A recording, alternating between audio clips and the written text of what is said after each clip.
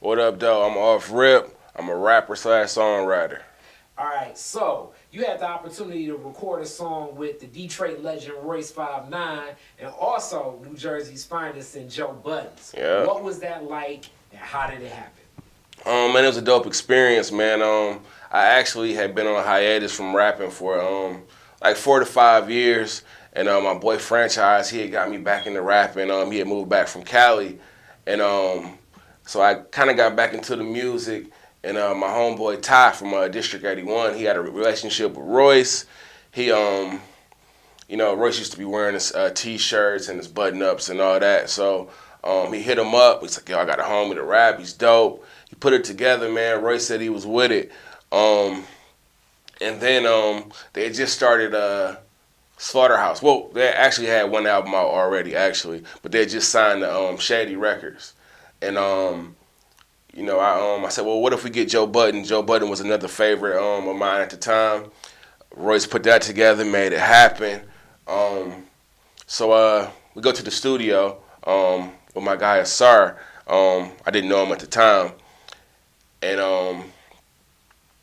that was Royce's home studio, and it's crazy, man. Me and my guy Franchise, we sat there, we watched Royce record. Well, actually, before he recorded, he was writing the record, and he was just quiet for about, I don't know, maybe 30, 40 minutes. And he went in there, man, and he just recorded this crazy verse, man. And I was actually really appreciative because I didn't know if he was going to phone in the verse or how he was going to play it. But he gave me a super dope verse, man. And I just found myself being like a fan, man. I honestly, I was sitting there and I thought it was amazing, man, the whole process or whatever. So it was dope. Joe ended up emailing his verse, and, I thought his verse was dope, too.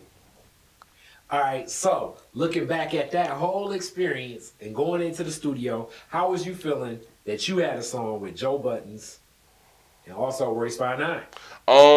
Man, it was crazy, man. Those were two of my favorite lyricists in the game. Royce might be my number one.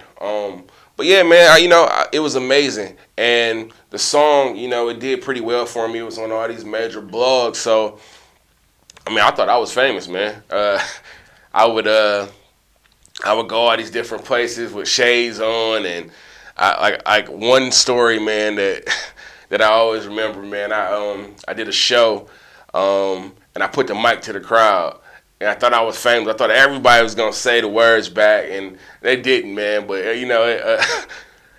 I remember it. Like I always remember it, man. I really thought I was famous. I wasn't, but you couldn't have told me that at the time, man, because I had two of my favorite rappers on the song. So yeah, man, I was on top of the world.